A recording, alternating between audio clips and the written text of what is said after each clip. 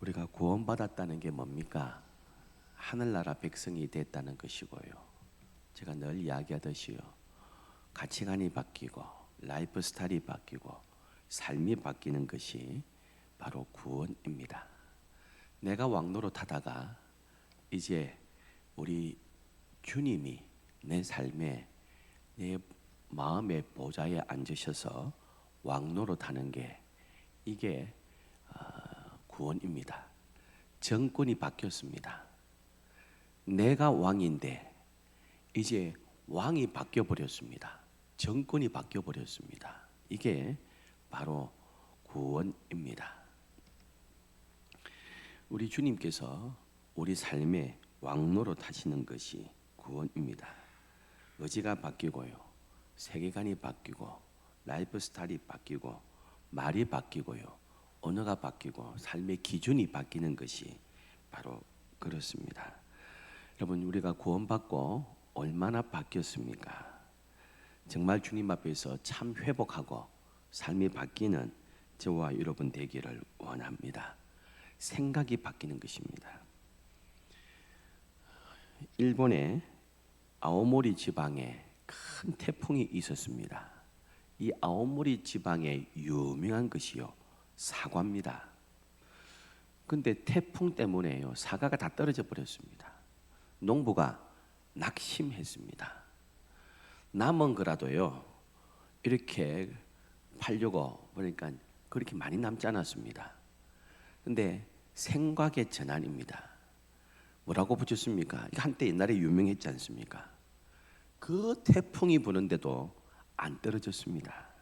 그래서 떨어지지 않는 사과 이렇게 했습니다. 여러분, 이랬더니요, 20생 엄마들이요 다 샀습니다. 안 떨어지는 사과라고, 우리 애가 이거 먹으면 이번 대학 입시 안 떨어진다 해가지고 불티나게 팔렸습니다. 여러분, 마침 입시철이 돼가지고요, 입소문 나면서 떨어지지 않는 사과, 이거 먹으면 절대 안 떨어진다 이렇게 했습니다. 우리는 어떻습니까, 여러분? 아무리 어렵고 힘든 일을 만나도요, 그 상황을 어떻게 해석하느냐에 따라서 다릅니다. 요셉은 팔린 인생이라고 생각하지 않았습니다.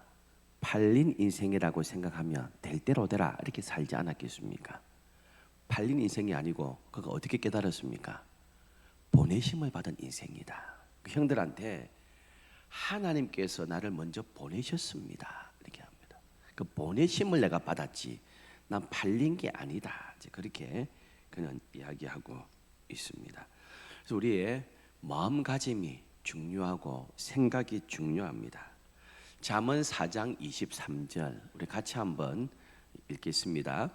모든 지킬 만한 것 중에 더욱 내 마음을 지키라. 생명의 근원이 이에서 남이니라. 아멘. 마음 관리 잘 해야 합니다.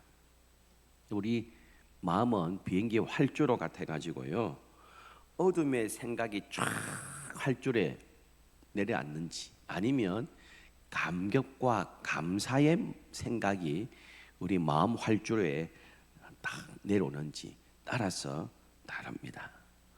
그럼 그 사람을 어떻게 합니까? 사귀어봐야 알잖아요.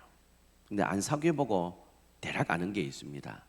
그 사람과 대화를 몇 시간 해보면 이 사람 불평 불만이 많다, 감사가 많다 드러나게 되어 있습니다. 그래서 우리 마음 속에 있는 것이 우리 입으로 다 드러나게 되어 있습니다. 그래서 우리는 축복의 말, 긍정의 말, 감사의 말 해야 됩니다.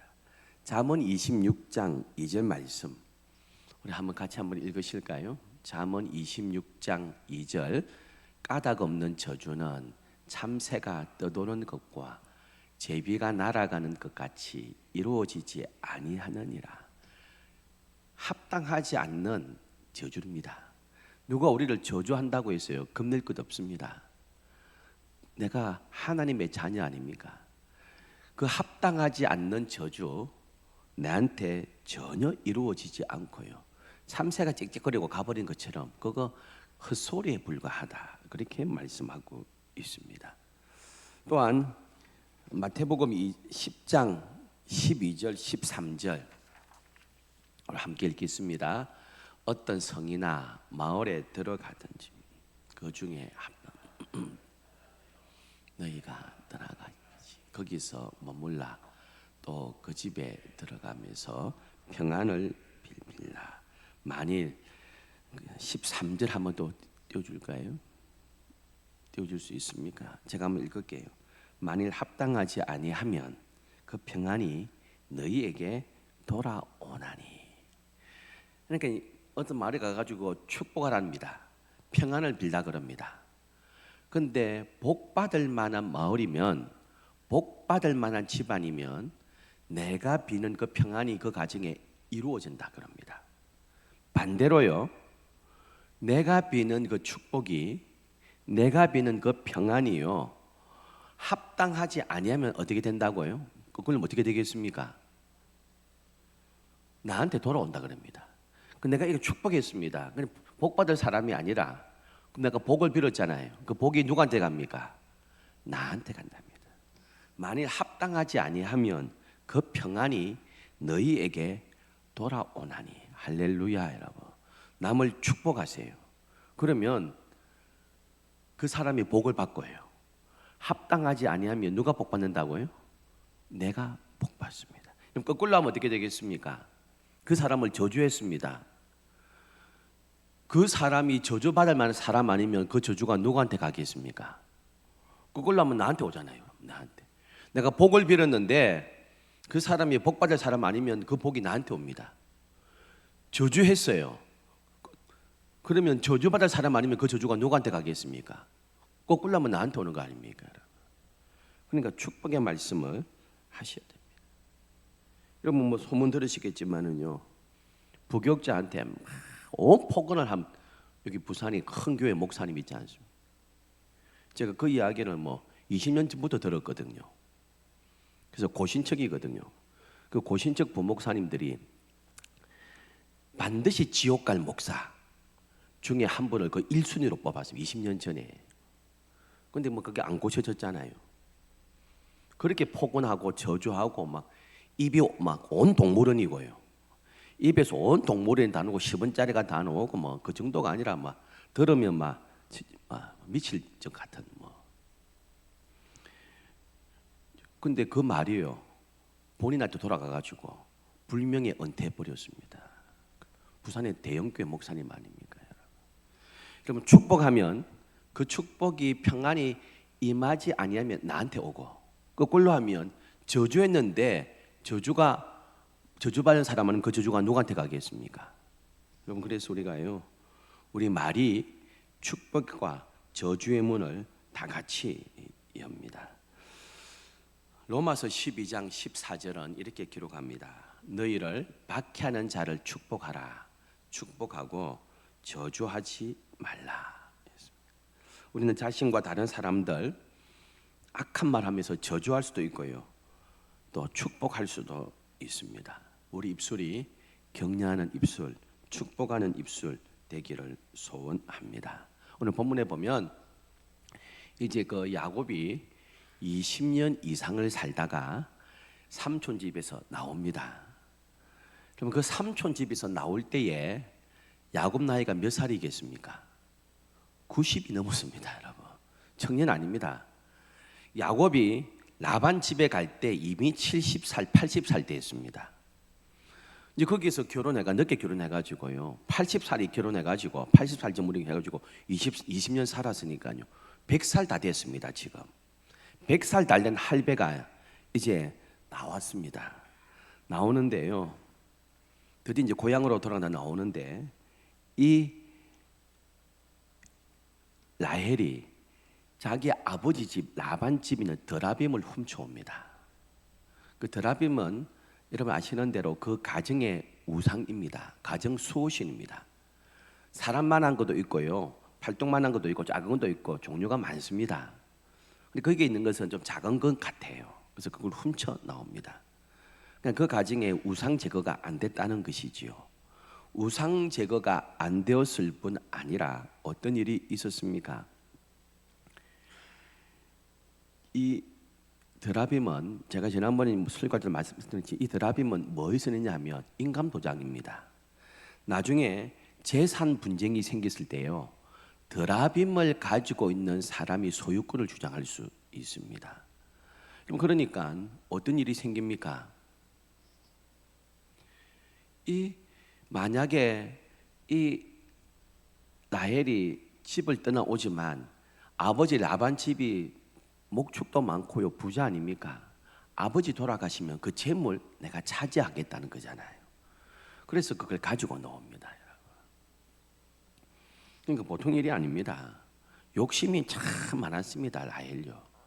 라헬이 죽을 때 어떻게 합니까? 라헬이 죽을 때요, 이미 요셉이 있었습니다. 요셉을 딱 낳는데, 요셉을 자녀를 못 낳다가 요셉을 딱 낳는데요, 요셉 아들 낳고 이름을 자기가 지어요. 아버지가 안 짓고. 그리고 요셉이라 짓습니다. 요셉의 뜻은 뭐냐? 더 주세요 이겁니다. 더 주세요. 아들 줬으면 감사합니다 하는 이래야 되는데, 아들 낳고 더 주세요, 하나로 만족 못해요, 더 주세요, 이렇게 했거든요. 그게 이 라헬입니다, 여러분. 그리고는 이제 그 아버지 집에 있는 욕심도 나가지고 이렇게 드라빔을 훔쳐 나왔습니다. 나중에 보니까 이 라반이요, 집에 보니까 가정 속옷인 우상이 없어요. 이 야곱이 가져갔구나 하고 쫓아와서 그걸 수색하는 것이 오늘 본문의 내용입니다. 30절에 이렇게 기록합니다. 이제 네가 네 아버지 집을 사모하여 돌아가려는 것은 옳거니와 어찌 내 신을 도둑질하였느냐. 그래, 고향에 가는 건 괜찮은데 왜 드라빔 훔쳐가느냐, 이렇게 이야기하고 있습니다. 근데 야곱은 모르잖아요. 라헬이 몰래 훔쳐 왔습니다. 그 32절에 이렇게 이야기합니다. 외삼촌의 신을 누구에게든지 찾든지 그는 살지 못할 것이요. 그 훔쳐간 놈 있으면 그 놈 죽을 놈입니다, 이렇게 이야기합니다. 그 자기 부인이 훔쳐간 줄 모르고요, 훔쳐갔다고요? 그 죽일 놈입니다, 이렇게 얘기하고 있습니다. 우리 형제 앞에서 무엇이든지 외삼촌의 것이 발견되거든 외삼촌에게로 가져가소서 하니 야곱은 라헬이 그것을 도둑질한 줄 알지 못합니다. 그 훔쳐간 사람 그거 사형입니다, 그 죽일 놈입니다, 이렇게 했습니다. 그래가지고 나중에 이제 어찌 됩니까? 다 수색하거든요. 야곱의 장막 수색하고, 첫째 부인 장막 수색하고, 둘째 부인 라헬의 장막 딱 수색하는데요, 라헬이 낙타에 딱 탈고 그 안장 밑에다가 드라빔을 다 감춥니다. 드라빔이 큰 드라빔 아니고 조그만 드라빔인 것 같아요. 낙타 안장 밑에 딱 감추고 뭐라고 합니까? 아버지, 생리 중이라서 내 못 일어나는데 그거 이해해 주세요, 이렇게 합니다. 그 이해할 겁니까? 여러분? 생리 중이라서 내가 좀 그렇습니다, 이렇게 하고 있습니다. 여러분, 놀랍게도 라헬이 어떻게 죽는 줄 아세요? 라헬이 출산하다가 죽습니다. 베냐민을 낳다가 죽잖아요.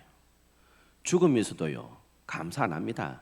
얼마나 억울했는지 죽으면서도 이렇게 이야기합니다. 슬프다 합니다. 슬퍼 죽겠다 이라고 죽습니다. 이렇게. 그런데 뭐 하다가 애 낳다가 죽잖아요. 근데 자기가 거짓말할 때 뭐라고 거짓말합니까? 생리 중이라서, 아버지 내 생리 중이라서 못 일어납니다. 생리가 뭐하고 관련된 겁니까? 우리 교회 사람 집사님 있지만 여자 출산하고 관련됐잖아요. 출산하고 관련된 거짓말 하다가 그가 죽습니다. 똑같이 출산하다가 죽습니다. 그 입이 방정 맞아가지고요, 그렇게 죽습니다. 사랑하는 성도 여러분, 우리가 어떤 말 하면서 해야 되겠습니까? 야곱은 훔쳐간 사람은 반드시 죽습니다 했고요. 이 여자 라헬은 내가 생리 중이라서 못 일어납니다 이랬더니요, 생리가 관련된 출산하다가 죽습니다. 여러분, 우리는 어떤 말을 하면서 살아가고 있습니까? 어떤 말을 하면서 남을 세워주고 있습니까? 아까 우리가 보았던 대로요, 전도를 갈 때마다 축복하라 이렇게 했습니다. 축복해라, 축복해라. 그리고 절대로 저주하지 말고 평강을 빌어라. 그 평강이 임하지 아니하면 너희에게 올 것이다. 그렇게 했습니다. 사랑하는 성도 여러분, 우리 예수님 보세요. 예수님은 제자들이나 누구나요, 야단은 치세요. 야단은 치시지만 절대로 저주하지 않으셨어요. 절대 저주하지 않고 니까지 게 그럴 줄 알았다 이런 말 전혀 안 하세요. 격려하고 축복하고 네 믿음대로 될지어다. 이스라엘 백성 가운데 이만한 믿음 내가 못 봤다 뭐 이렇게 하지. 야, 나다넬 보고 이스라엘 가운데 이런 사람, 마음이 깨끗한 사람이다. 사람이 깨끗해봤자 얼마나 깨끗하겠습니까? 근데 우리 주님은 절대 저주 안 하세요. 격려하시죠. 야단은 치시지만 사람을 아주 이렇게 그렇게 절대 안 하시는 분이십니다. 사랑하는 성도 여러분, 우리 축복의 문을 여는 말이 있고요, 저주의 문을 여는 말이 있습니다. 여러분 잘 알다시피 물은 답을 알고 있다 그랬습니다. 일본 과학자인 에모토가 그 이야기했습니다. 물은 생명체가 아니잖아요. 근데 그 물에 대고 물을 축복하고 물을 사랑한다고 그러면 그 물의 결정체 육각형이 아름답게 바뀌는데요, 그 물 보고, 생명도 없는 물 보고요, 저주하고 꺼져라 짜증난다 그러면 그 육각형 결정체의 모양이 깨어지고 일그러진다 그럽니다. 물도 사람의 말을 알아듣는 것 같아요. 잠언 12장 18절은 이렇게 말씀합니다. 칼로 찌름같이 함부로 말하는 자가 있거니와 지혜로운 자의 혀는 양약과 같으니라. 칼로 찌르는 것처럼요, 함부로 말하는 사람이 있다 그럽니다. 지혜로운 자의 혀는 양약과 같다고 말씀하고 있습니다. 사랑하는 성도 여러분, 우리 입술이 정말 하나님 앞에 합당한 입술, 축복의 입술 되기를 소원합니다. 잠언 18장 16절은 이렇게 기록합니다. 미련한 자의 입술은 다툼을 일으키고 그 입은 매를 자청하느니라. 미련한 자의 입술 다툼 일으키고 매를 자청한다 그럽니다. 우리 옛날 말에도요, 우리 속담에도 말 한마디로 천냥빚을 갚는다 그렇게 하고 있습니다. 오늘날 상대방의 마음을 감동시키는 그런 말도 있고요, 정말 격려하는 말도 있을 수 있습니다. 잠언 21장 23절에 입과 혀를 지키는 자는 그 영혼을 환난에서 보전한다 그렇게 말씀합니다. 입과 혀를 지키는 자가 환난에서 보전한다 그랬습니다. 사랑하는 성도 여러분, 우리의 입술이 정말 하나님을 기쁘시게 하는 입술, 하나님을 영화롭게 하는 그런 입술 될 줄 믿습니다. 여러분, 오늘 이 여인 라헬은 거짓말 하는데요, 생리가 있어서 제가 못 일어납니다 그렇게 거짓말했다가 진짜로 출산하다가 그가 죽습니다. 그럼 우리 입술은 어떤 입술입니까? 정직한 입술, 축복하는 입술, 격려하는 입술, 남을 살리는 입술, 입술을, 혀를 잘 보존하는 저와 여러분 되기를 주의 이름으로 축원합니다. 기도하겠습니다. 좋으신 하나님, 하나님께서